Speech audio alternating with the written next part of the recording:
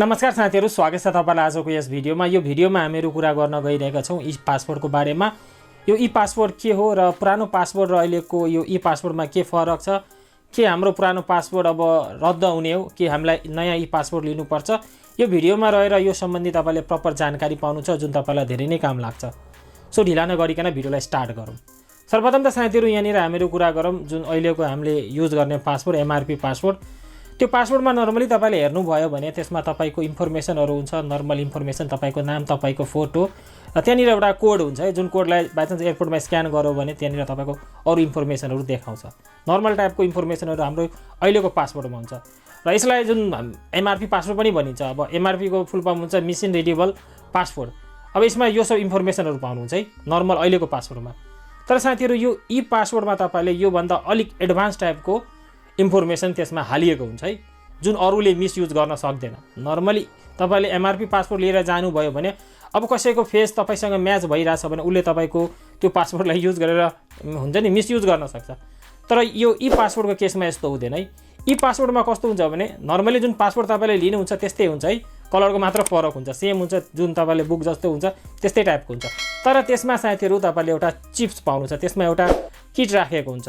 अब त्यो किटमा साथीहरु तपाईको सम्पूर्ण इन्फर्मेसन हुन्छ।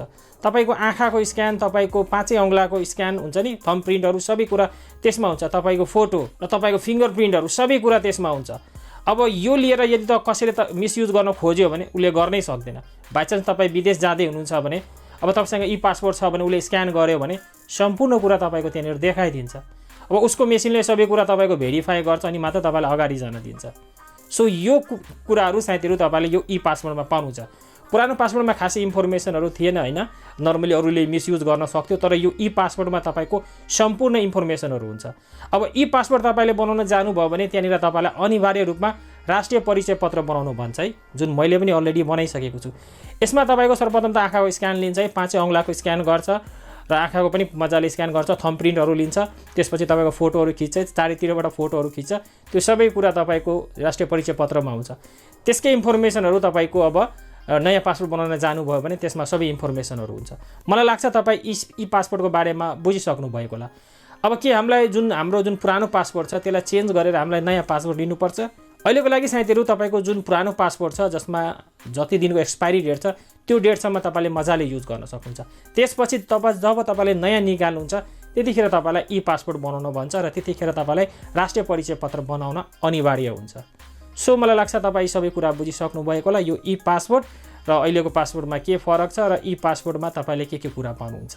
मलाई लाग्छ यो भिडियोले तपाईलाई अलिकति पनि हेल्प गरेको छ भने भिडियोलाई शेयर गर्नुहोला। साइडमा दुईवटा काम लाग्ने भिडियोको लिंक छ, तपाईसँग थोरै समय छ भने दुईटा भिडियोलाई पनि चेकआउट गर्नुहोला। यस भिडियोबाट म यही बिदा माग्छु।